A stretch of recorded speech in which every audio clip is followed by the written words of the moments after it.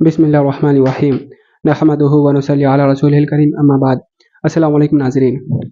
जो लोग हज पर जाना चाहते हैं उनकी तैयारियां तो चल रही होंगी और इनमें से एक तैयारी ये भी है कि आप मोबाइल चलाना सीख लें। मोबाइल चलाना सीख लें अगर आपको मोबाइल नहीं आता तो ख़ासकर इसमें एक एप्लीकेशन है गूगल मैप, उसका इस्तेमाल करना ज़रूर सीखें। उसमें इस्तेमाल यह करना सीखें कि किस तरीके से किसी भी लोकेशन को फाइंड किया जाता है, उस लोकेशन तक किस तरीके से पहुँचा जाता है। अगर हमें किसी ने लोकेशन शेयर किया तो फिर उस लोकेशन पे पहुँचने का रास्ता क्या है?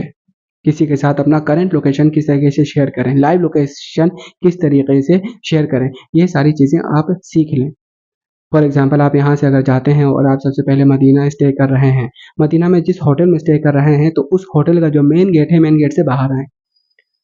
उस पॉइंट पर आएँ जहाँ पर कोई कैब, कोई कार आ सकती है।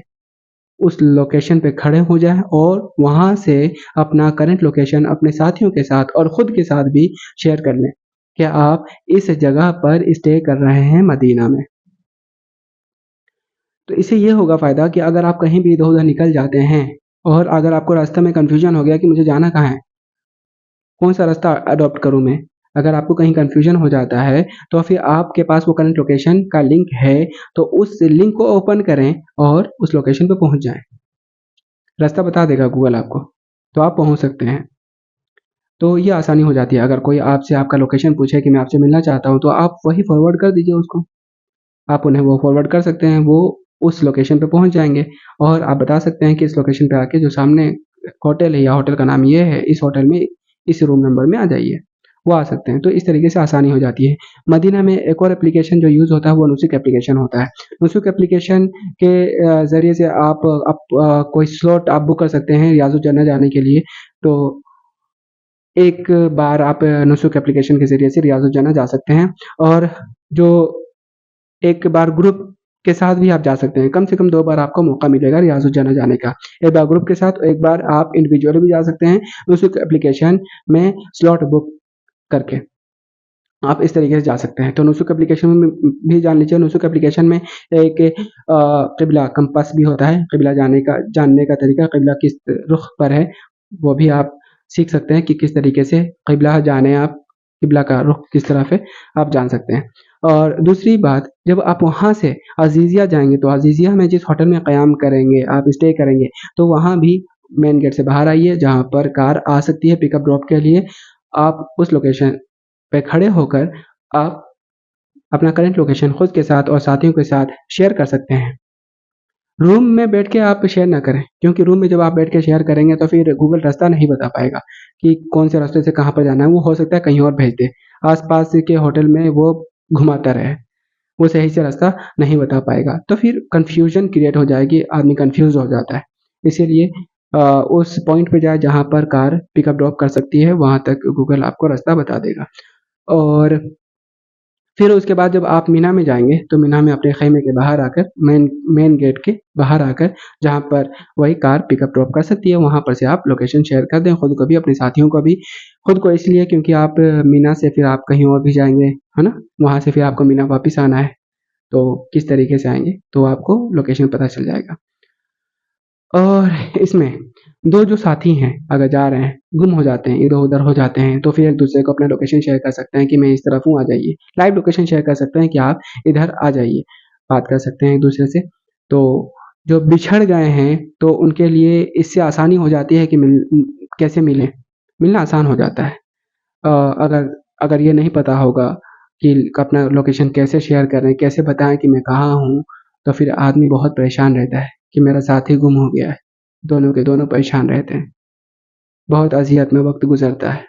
मैंने देखा है, बूढ़े-बूढ़ी जो ख़ासकर होते हैं, एक-दूसरे से बिछड़ जाते हैं और बकिया वक़्त बहुत परेशान रहते हैं, अज़ियत में रहते हैं और हमेशा उनके बारे में सोचते रहते हैं। ज़ाहिर-सी बात है, नेचुरल है ये तो।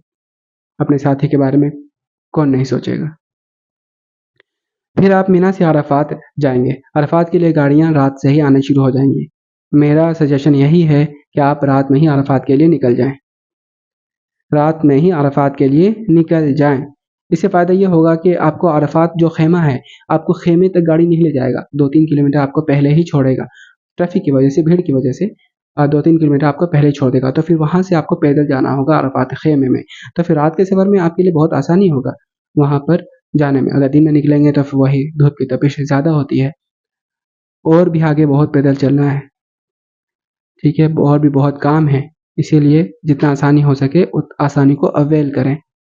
आप रात में ही निकल जाएँ और अरफ़ात आप पहुँचे, और जब फ़जर का वक़्त हो फ़जर की नमाज़ पढ़ें, और वहाँ पर फ़जर की नमाज़ के बाद आप आराम करें।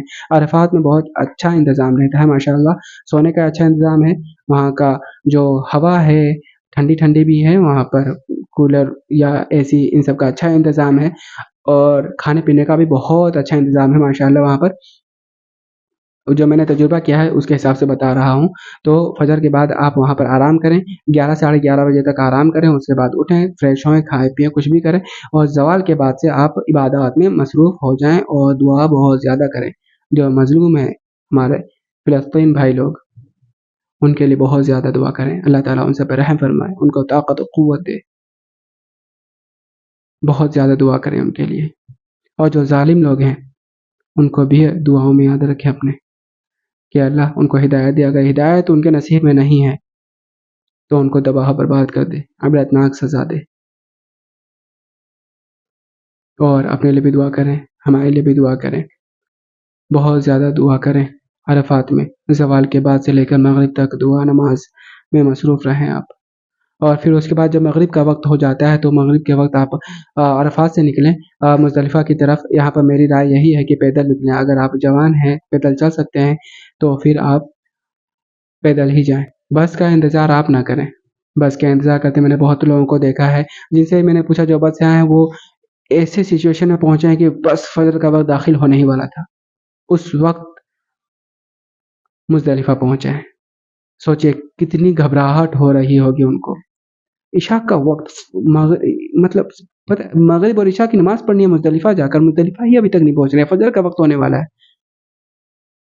दम लाज़िम आ जाता अभी तो।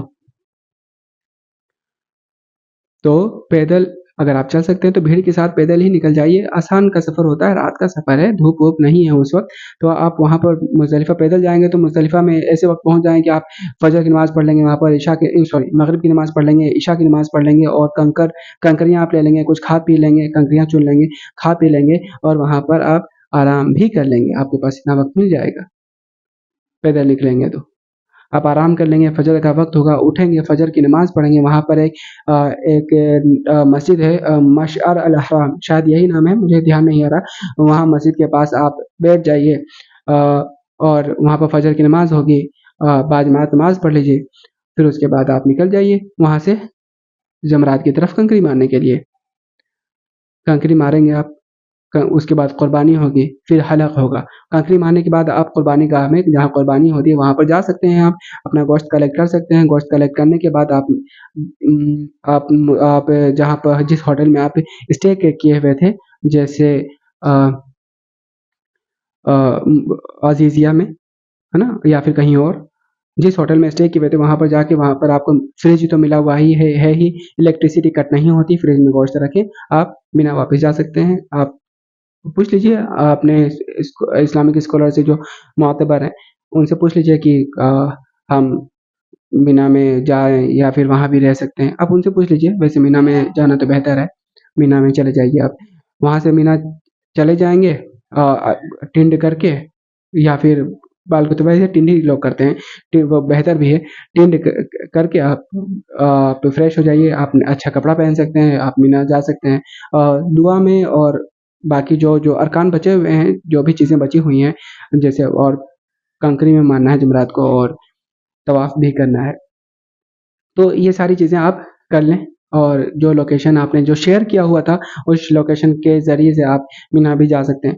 तो बहुत आसानी हो जाता है जो लोकेशन शेयर करते हैं, क्योंकि लोकेशन के ज़रिए से आप अपने होटल के में भी चले गए, मीना में भी चले गए। जब जमरात से मीना जा रहे हैं, तो फिर आपने जो लोकेशन शेयर किया हुआ था, वो आपको काफ़ी हेल्प करेगा उस वक़्त, काफ़ी हेल्प करेगा। और इसमें एक बात का ध्यान रखें, जब जमरात से मीना की तरफ जाते हैं, तो फिर एक सीधा रास्ता बताता है। सीधे रास्ते में 2 रास्ते आते हैं, एक फ्लाईओवर आएगा और एक नीचे की तरफ से आएगा। तो फिर आप पहले कन्फर्म कर लें कि नीचे से जाना है कि फ्लाईओवर से जाना है। कहीं ऐसा तो नहीं कि गलत रास्ता पकड़ लिया, 2-4 किलोमीटर एक्स्ट्रा चलना पड़ गया। तो इससे थोड़ी सी परेशानी हो जाती है। अगर कहीं भी कन्फ्यूजन हो तो वहाँ पर आप, अगर आपके साथ कोई बुजुर्ग हैं, ठीक है, कोई माजूर है चलने से या फिर जिनको थकावट है, जो कमज़ोर हैं, उनको किसी रिलीफ वाली जगह पे बैठा के आप पहले अपनी कन्फ्यूजन दूर करें।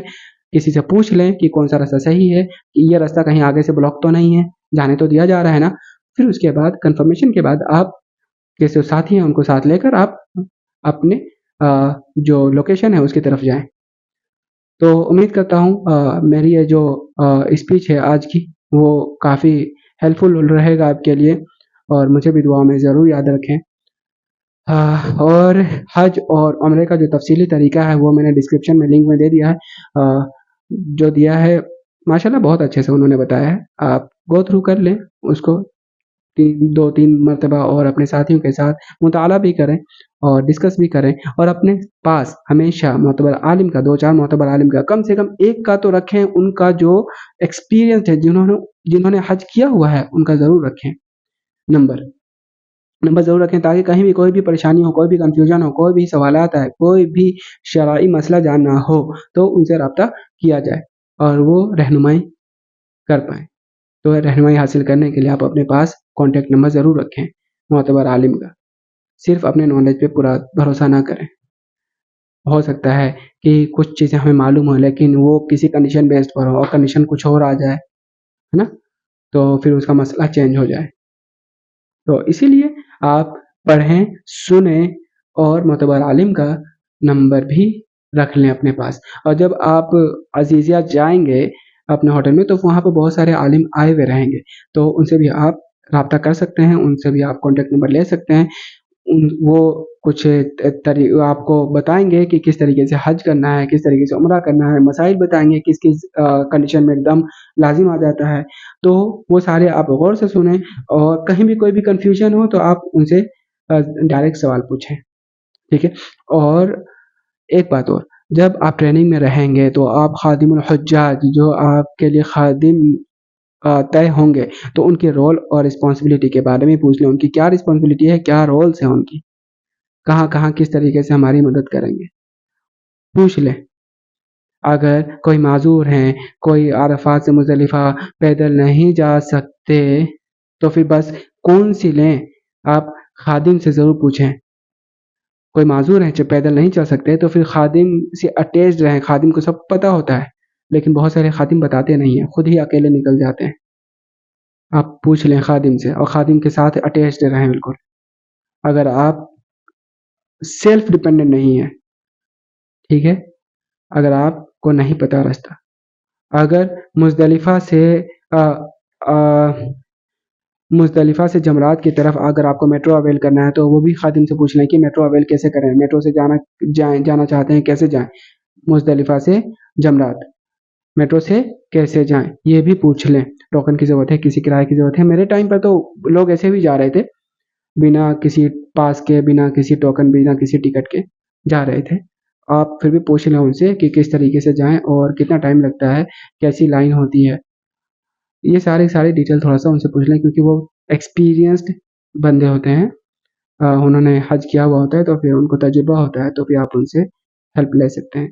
अल्लाह ताला हम सबको राह हक़ पर चलने की तौफ़ीक़ अता फ़रमाए, उस पर इस्तिक़ामत की तौफ़ीक़ अता फ़रमाए। अल्लाह ताला आप लोगों के हज को और हमारे हज को कबूल फ़रमाए। आप लोगों के हज में आसानियाँ पैदा करे। जो लोग हज पे जाना चाहते हैं लेकिन किसी वजह से नहीं जा पा रहे हैं, अल्लाह ताला उन सब के लिए आसानी पैदा करे। अस्सलामु अलैकुम व रहमतुल्लाहि व आखिर दअवाना अनिल हम्दुलिल्लाहि रब्बिल आलमीन।